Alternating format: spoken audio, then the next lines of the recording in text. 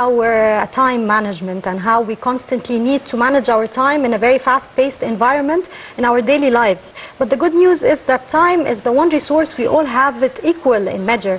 What makes the difference is how we manage our time, and this makes the difference between having achievements versus wasted potential. Today we are happy to be joined with our expert professor of human development, Dr. Heba Hamza. Good morning, Dr. Heba. Good morning, Jihad. We're very happy to have you today, and of course time management is something that matters to every one of us, and in the beginning we just need to simplify the concept and give a simple definition for time management to all people who need to manage their time. Well, thank you so much for this chance. Actually, as you mentioned, Jihad, we all have 24 hours per day, as you mentioned. So it goes beyond and beyond. So how do you use that time? How do you utilize your time? And how do you make use of it usefully, not in a very unnecessary way or something like that. So time management, briefly, is how to utilize your time on a daily basis and how to have a balanced life between professional and personal life as well. Yes, of course. To be able to reach your targets, to be able to reach your objectives and so on successfully, of course. Yes. So this is the simple equation. So the simple equation, as you said, the work-life balance. So yeah. we need to be balanced between how we manage our and personal life. Yes, of course. And today in a digital world that everyone is depending on digital apps and digital tools, why time has become more critical than ever? Well, actually, people think about the digitalization and digital transformation that it took us from a stage to another, which happened, and I'm agreeing with that. But although the apps and the smartphones that we use and the tracking apps and whatsoever from the huge technology apps that we use, it saves a lot of time and gives us possibility to do other tasks and so on. But you know, sometimes when you think about the relation between employee and employer, usually the employer tries to overload the employee. Yes. And give them a lot of responsibility. So when they put technology here and they digitalize the work, they go for saving time, it's okay, but at that time they make use of that saved time by overloading the employees. Yes. And that leads actually to a techno-stress. Yes. People usually at that time suffer from something called techno-stress.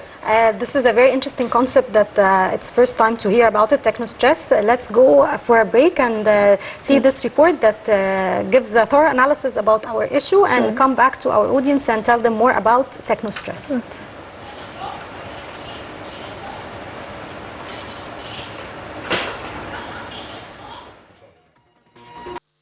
In a world moving at an unprecedented pace, time has become one of the most valuable resources, not only for individuals but for institutions and societies as a whole. The rapid expansion of digital technology has transformed the way people work, communicate, and organize their daily lives.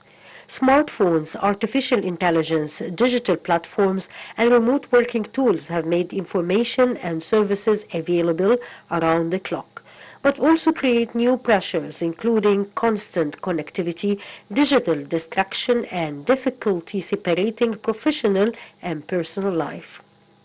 Effective time management is therefore no longer simply about creating schedule or completing tasks. It is increasingly about setting priorities, making informed decisions, and using technology as a tool rather than allowing it to control our attention. At the same time, risk management has become an essential part of modern life. Individuals and organizations face a wide range of risks, from financial and professional uncertainty to cyber security threats, misinformation, and the social consequences of rapid technological change. For individuals, managing time and risk can contribute to greater productivity, better decision-making, and a healthier balance between responsibilities and personal life. At the social level, effective management can strengthen institutions, improve the use of resources, and increase preparedness for crises. Digital transformation has created enormous opportunities, but it has also changed the nature of the risks societies must anticipate. The challenge is not simply to move faster, but to move smarter by identifying priorities, anticipating risks, and ensuring that technological progress serves human development. As digital transformation continues to reshape everyday life, the ability to manage time, assess risks, and adapt to change may become one of the most important skills for both individuals and societies. Welcome back, and continuing with our interesting topic that matters to everyone today. Doctor, before the break you mentioned a new concept, a new terminology that I never heard before, which is techno-stress. Yeah. Technology is supposed to save time, yet in our digital age now we feel more overwhelmed, more stressed, like you mentioned before our report. Yeah. So will you tell us more about this concept? Well, actually, Jihad, as you know, on our daily life, whether at home, whether in business, practical life, I mean, you used to have a lot of smartphones, apps, media intelligence, and some other tools that maybe we heard about and we don't hear about in different fields. So everybody now is trying to go into more depth with these ideas and apps and so on to make use of the best of it and to have better life, balanced life, and yes, to have better saved time as well. But on the other side, we are unfortunately faced that we have a lot of stress based on the fact that you have, sometimes we have hundreds of unread emails, for example, yes, by media, okay, yes, by technology, I mean.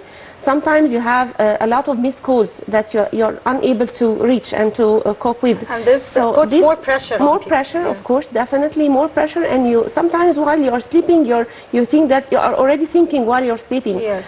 How many emails, how many missed calls, how many unread messages, how many unreplied, and so on, reports, sending emails and whatsoever.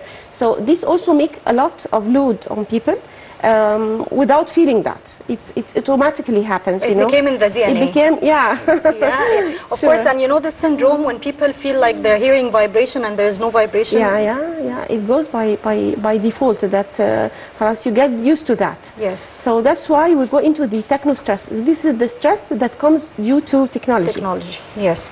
And of course, Doctor, our perception to time and productivity have changed from the past. Now we have a different perception. How is that done? How is the new generation, they perceive things in different ways. Their span of attention is different than our span of attention. And of course we started to adapt like the new generation, and we have a decreased span of attention. Why is that? Well, you know, of course, as you mentioned, the generation, it differs from generation to another. You have example now, Gen Z, for example. Age-wise, they were born with the tool in their hands. Yeah, they never used they never experienced the manual life. Exactly. A baby now, you cannot take the mobile from his hand, otherwise he will scream and so on. Yes. So it's totally different mindset, the way how do they think, the way other people, also parents and teachers and whoever deal with these people or with these generations. So in handling the technology and what to give and what to avoid, because also it has its drawbacks. It's not also it's not only useful all the time. Yes, of course. So that's why even if you find that people are daily connected in a way or another, in a rapid way, hyperly connected, always on, online all the time. And if you are away, so this means sometimes that something wrong is there. Yes. So if I'm not online, people call, Heba, are you okay? You're not online. So even the presence and the using of technology all the day, 24 hours, is not useful. Yes. That's why it goes to the part of being overloaded, being overwhelmed, being unable to deal with every single detail, although you have saved time. Yes. But using the technology in a bad way, it will not save time. You will lose time on the other side. And this led to a new thing people are always mentioning nowadays, technological addiction or media addiction, social media addiction, a new form of addiction. Do you believe this has affected people largely and deeply? It affected people deeply. For example, I will give you a simple example. If electricity is cut at home, and you cannot or unable to charge your mobile, you will feel that you are just turning around all the day. It's like addiction. My mobile is off, my mobile is off. Although maybe you don't have something urgent, but خلاص you are addicted. Yes. Definitely you're addicted. Yes, yes, of course. And before the air, when we were in the break, I mentioned in front of you that I used to talk to myself in loud voice, even if I'm alone. And you said this means risk management. Yeah. So how can we? I am curious to know more about this. And what's the relation between time management and risk management? Well, as you mentioned, and as you know very well, that time management is to manage your time.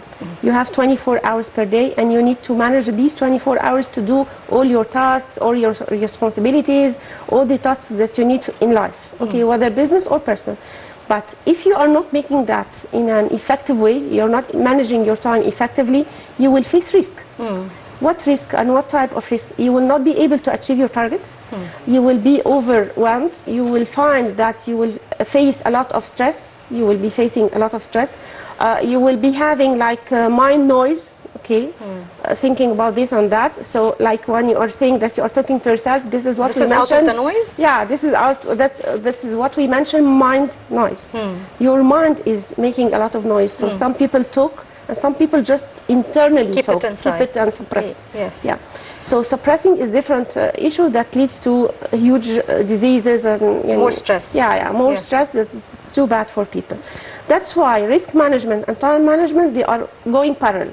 If you have an effective time management, then you will have less risk and vice versa. Yes. And vice versa. Of course. Okay. What most common mistakes that people do that makes them fall into risks and poorly manage their times? Simple. I can tell you, not having smart objectives, not putting or setting priorities for their tasks, not differentiating between what's important and what's urgent, because it's totally different. If you're having something important but urgent, and something important but not urgent, so it leads to different results. Having, like for example, a lot of stresses on daily life because they don't have a balanced life between personal and professional. So you're just tied between here and there. You cannot afford that and you cannot fulfill here. Having an environment of unorganized stuff, maybe at home, your stuff, your personal items not organized, so this will put you under stress as well. Okay. So all of these points will lead to more stress, less time management, more risks. More risk and so on. Yes, and of course that's a major problem that faces people and affects the society. And we'll wait till the end of our episode to know how can we avoid this and what advice can we give to the people. But now we want to tackle another thing, which is what's the difference between people being constantly busy without productivity and other people who are not that busy and productive. What makes the difference? What simply makes it? Some people are genuinely busy, constantly busy, and others not that busy but still more productive. Why is that? I believe these type of people, they work smart, not hard. This is very clear from what you mentioned. This is a case which is we usually push people for. Try to work smart, not hard. So you have to know how to work smart. You have time management, you have better communication and strong communication skills, using technology in a useful way, not in a way that loses your time. So these points are very clear towards working smart, not hard. Yes. At that time, you reach the area of successful people or successful man or woman, whether professional or personal, by the way, because nobody will be successful here and fail there. Yes. Success means the whole 360 life.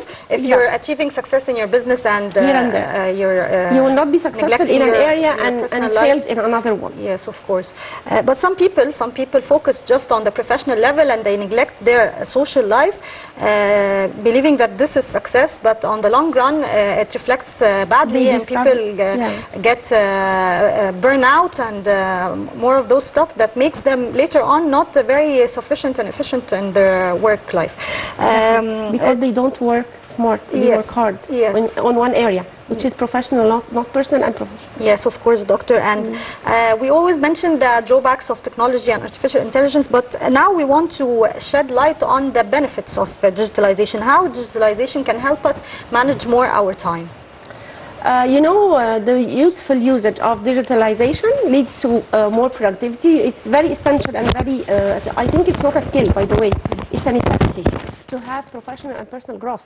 So using the digitalization in a smart way, using apps, using how and when, it goes to how and when you make the digitalization, how do you use the apps, your smartphones, your tablets, your different apps, depending on the business you're working, your personal life, even you're married, you're having children, so whatsoever. So all of these criteria, if you make use of smarterly, you will reach a very successful result. Yes, it goes without mentioning. But excessive dependence and excessive use of those tools would sometimes harm people. What are the risks that could happen due to excessively depending on digital tools and apps? And what could be the warning signs that we can see early on so we can stop ourselves or avoid further deterioration? Yeah, well, the clear signs depends on the way how do you're tracking what type of life. You mean professional or business or personal, and we are confirming that they go parallel together, whether success or failure.